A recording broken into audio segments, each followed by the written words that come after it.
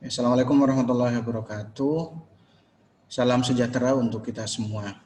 Hari ini saya akan sharing mata kuliah Data Warehouse dan Business Intelligence. Untuk materi pertemuan pertama, saya akan sharing tentang materi Business Intelligence. Business Intelligence itu sendiri apa? Kalau berbicara tentang Business Intelligence, ini merupakan proses untuk melakukan ekstraksi data-data operasional perusahaan dan mengumpulkannya dalam bentuk data warehouse.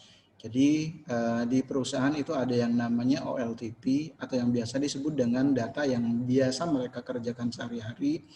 Nah, dari data-data operasional atau yang disebut dengan OLTP ini nanti akan dikumpulkan, selanjutnya nanti akan dianalisa, akan dikumpulkan dalam bentuk data warehouse nantinya. Jadi gampangnya bisnis intelligence di sini merupakan hasil yang diperoleh dari proses yang dilakukan di data warehouse. Bisnis intelligence merupakan aplikasi yang digunakan untuk membantu pengambilan keputusan berdasarkan sumber data dan memberi solusi terhadap suatu keputusan. Jadi gampangnya bisnis intelligence itu nanti bisa bentuknya adalah output yang dihasilkan dari data warehouse berdasarkan data-data yang diolah menggunakan software yang ada. Oke, business intelligence software secara umum bisa disebut sebagai dashboard pada kendaraan yang memberikan informasi kondisi kendaraan. Jadi sekarang sudah lumayan banyak aplikasi-aplikasi yang arahnya ke business intelligence. Gampangnya kalau berbicara tentang business intelligence seperti dashboard di kendaraan yang kita gunakan. Jadi di situ nanti akan muncul yang namanya beberapa informasi yang dibutuhkan oleh si pengguna itu sendiri. Business intelligence akan berfungsi memberikan advance alarm, memberikan informasi tren dan melakukan benchmark nantinya. Jadi business intelligence berfungsi untuk membantu dalam membuat keputusan perusahaan atau bisnis secara cepat dan akurat. Oke, tentang business intelligence, ini merupakan penggabungan arsitektur, alat, basis data, alat analisis, aplikasi, dan metodologi. Jadi, kalau berbicara tentang business intelligence, ini sebenarnya nggak lepas dari beberapa komponen. Mulai dari ada yang namanya arsitekturnya, selanjutnya tools yang dibutuhkan, yang terpenting selanjutnya ada yang namanya basis data. Kalau berbicara tentang data warehouse pasti berbicara tentang database. Database tentunya menggunakan SQL yang nantinya banyak diimplementasikan. Karena pada prinsipnya kalau berbicara tentang data warehouse adalah output yang sangat dibutuhkan adalah laporan yang bervariasi sehingga nanti bisa digunakan untuk kebutuhan proses pengambilan keputusan. Oke, tujuan utama dari bisnis intelligence adalah untuk memudahkan akses ke data dan model untuk memberikan kemampuan manajer bisnis dalam melakukan analisis. Jadi dengan adanya bisnis intelligence itu sendiri nanti si manajer dalam hal ini adalah level manajemen tingkat atas ataupun tingkat menengah nanti bisa mengakses data yang sudah diolah. Data yang sudah diolah dalam bentuk suatu informasi dan itu pun sudah dianalisis. Business intelligence membantu mengubah data menjadi informasi dan pengetahuan sehingga nanti bisa diperoleh keputusan yang dan akhirnya nanti bisa bertindak. Jadi dari data diolah menghasilkan informasi, selanjutnya dianalisa lagi sampai menghasilkan pengetahuan, baru di situ nanti si top manajemen bisa melakukan proses pengambilan keputusan karena diperoleh data yang tadi. Oke, kalau berbicara tentang business intelligence kurang lebih seperti yang ada di depan ini. Jadi kalau di sebelah kiri ini bisa disebut dengan OLTP, Online Transaction Processing, atau data-data yang dilakukan rutinitas yang dilakukan oleh perusahaan, oleh karyawan yang ada di perusahaan, mulai dari contohnya memproduksi database atau contohnya memproduksi data di database, selanjutnya nanti sampai nanti dianalisa data-data yang ada. Mulai dari product database, advertising database, customer demography database, selanjutnya nanti akan dikumpulkan menjadi satu data-data yang dari OLTP. Dengan catatan data-data yang masuk ke data warehouse di sini merupakan data-data histori tentunya yang nantinya akan masuk ke data warehouse. Baru selanjutnya nanti akan muncul yang namanya OLAP. OLAP di sini salah satunya nanti adalah informasi-informasi yang sangat dibutuhkan oleh perusahaan. Sehingga di dalamnya nanti muncul yang namanya aspek business intelligence. Contoh salah satunya adalah seberapa banyak contohnya produk yang bisa dijual dalam kurun waktu satu bulan contohnya.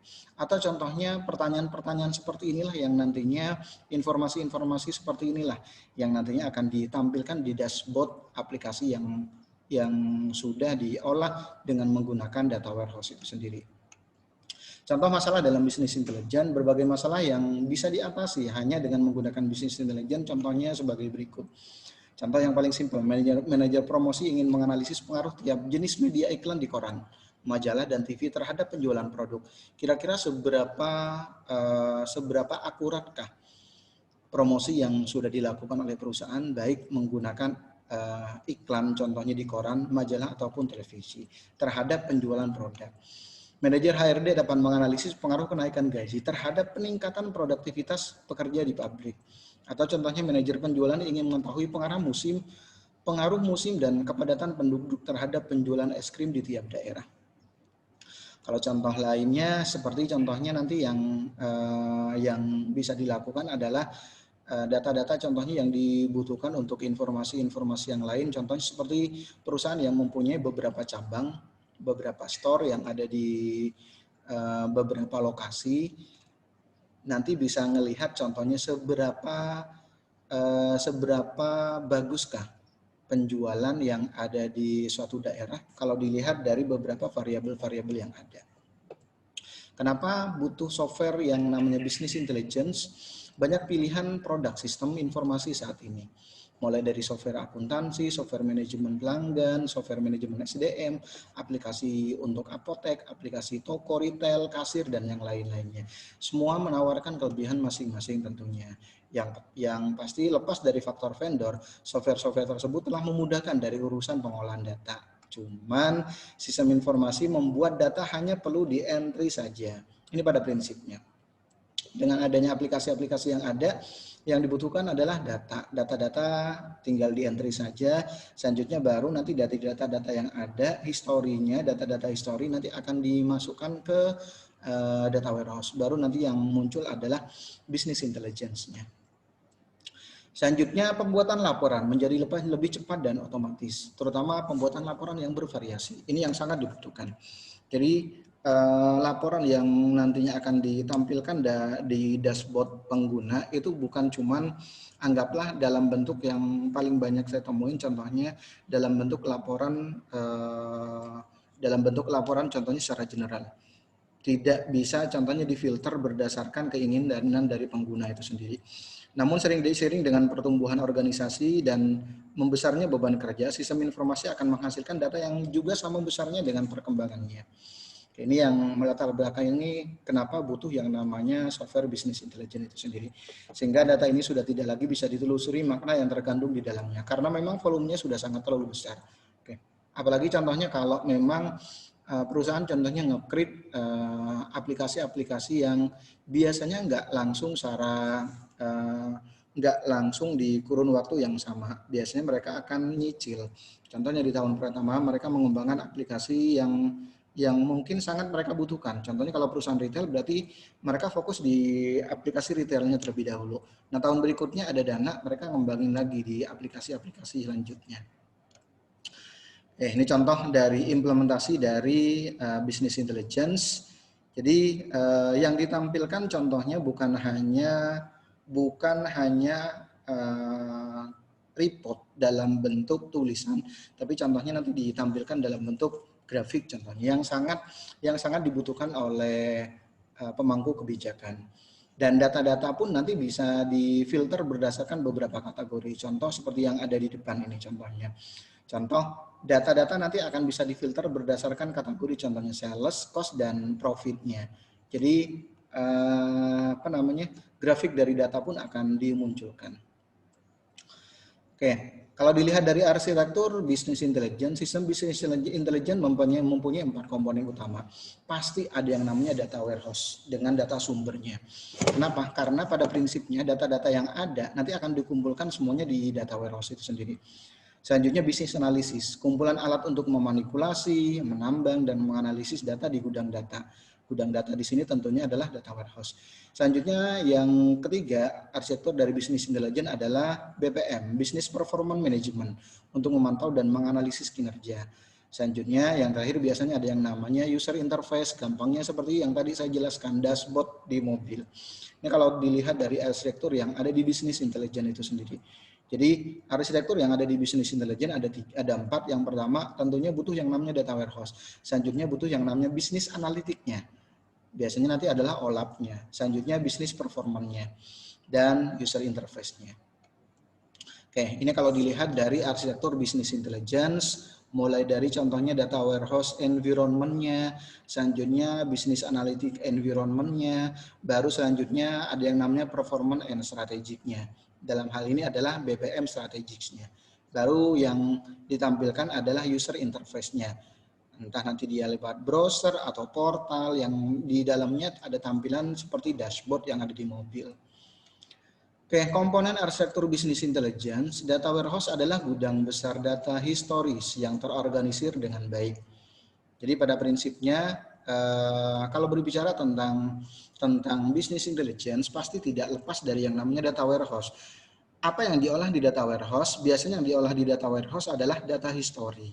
Data history yang terorganisir dengan baik. Contoh kalau seumpamanya data-data periode pengolahan datanya, contohnya periode datanya yang saya gunakan adalah per bulan. Anggaplah contohnya sekarang bulan September tanggal 14. Berarti data-data yang bisa diolah adalah minimal data-data di bulan Agustus 2020. Kenapa? Karena data-data di bulan Agustus 2020 ini biasanya cenderung stuck. Kemungkinan untuk nambahnya nggak terlalu banyak. Kalaupun ada nambah biasanya perbaikan. Beda halnya dengan di bulan September. Sekarang baru tanggal 14 bulan September sampai tanggal 30. Berarti masih ada 16 hari lagi. Kecenderungan untuk data menambah itu pasti akan ada. Selanjutnya bisnis analitis adalah alat yang memungkinkan transformasi data menjadi informasi dan pengetahuan. Selanjutnya yang ketiga, bisnis performance management memungkinkan pemantauan, pengukuran, dan membandingkan indikator kinerja utama dan user interface-nya nanti. Oke, selanjutnya ada komponen pendukung. Kalau tadi ada komponen arsitekturnya, ada data warehouse, bisnis analitik, ada BPM-nya, dan user interface. Selanjutnya kalau dilihat dari komponen pendukungnya, kalau dilihat dari komponen pendukung dari bisnis intelligence, yang pertama pasti data warehouse sebagai sarana untuk menganalisis data.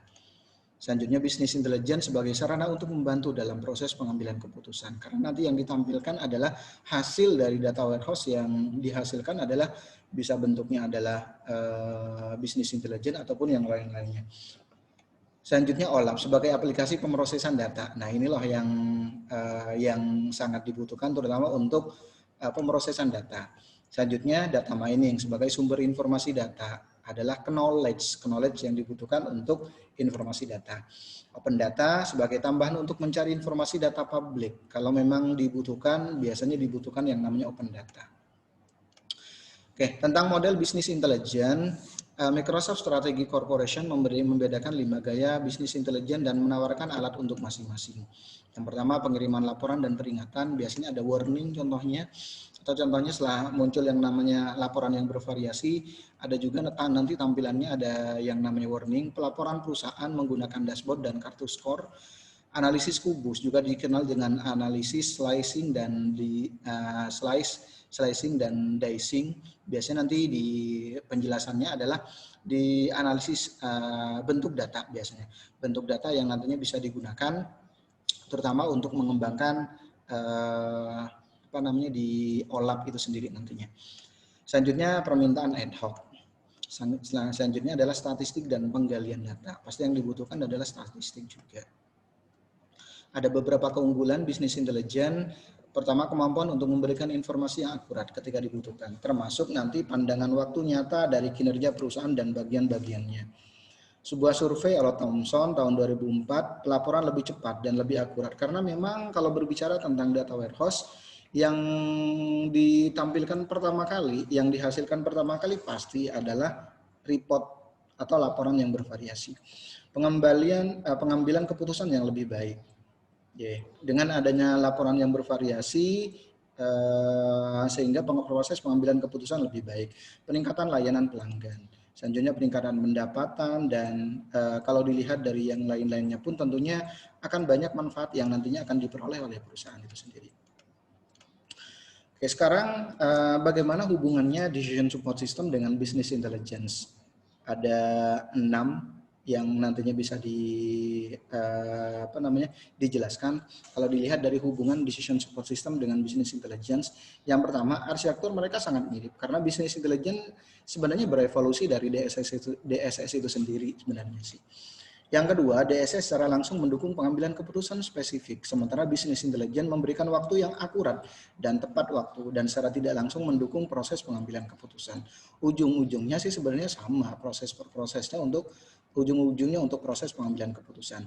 Yang ketiga, bisnis intelijen memiliki orientasi eksekutif dan strategi, terutama dalam BPM dan komponen dashboardnya. Sedangkan DSS sebaliknya berorientasi pada analisis. Oke. Jadi kalau berbicara tentang bisnis intelijen, orientasinya ke eksekutif dan strateginya. Tapi kalau DSS lebih ke analisisnya. Keempat, sebagian besar sistem bisnis intelijen dibangun dengan alat dan komponen yang tersedia secara komersil. Sementara DSS sering dibangun dari awal biasanya, karena biasanya berbicara tentang metodenya terlebih dahulu. Kelima, metodologi DSS dan bahkan beberapa alat sebagian besar kebanyakan dikembangkan di bagian akademik biasanya. Sedangkan biasanya metodologi dan alat BI, bisnis intelijen, sebagian besar dikembangkan oleh perusahaan perangkat lunak kebanyakan. Yang terakhir, banyak alat yang digunakan bisnis intelijen juga dianggap sebagai alat DSS. Contohnya data mining dan analisis prediktif adalah alat utama keduanya. Oke. Selanjutnya, pengaplikasian dari bisnis intelijen banyak sebenarnya. Kalau berbicara tentang pengaplikasian dari bisnis intelligence, kalau berbicara tentang bisnis intelligence, sekali lagi berbicara tentang software sebenarnya. Ini contoh pengaplikasian bisnis intelligence di seluruh dunia, termasuk di Indonesia pun sudah, beberapa perusahaan di Indonesia pun sudah mengembangkan, mengaplikasikan bisnis intelligence itu sendiri. Dipelopori contohnya awalnya dari PT Coca-Cola, selanjutnya sekarang pun sudah banyak seperti di perusahaan-perusahaan yang lainnya.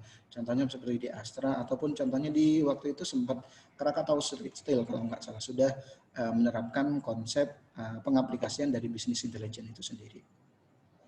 Oke, demikian penjelasan singkat tentang konsep dari bisnis intelligence. Kurang lebihnya mohon maaf. Saya akhiri. Assalamualaikum warahmatullahi wabarakatuh dan salam sejahtera untuk kita semua.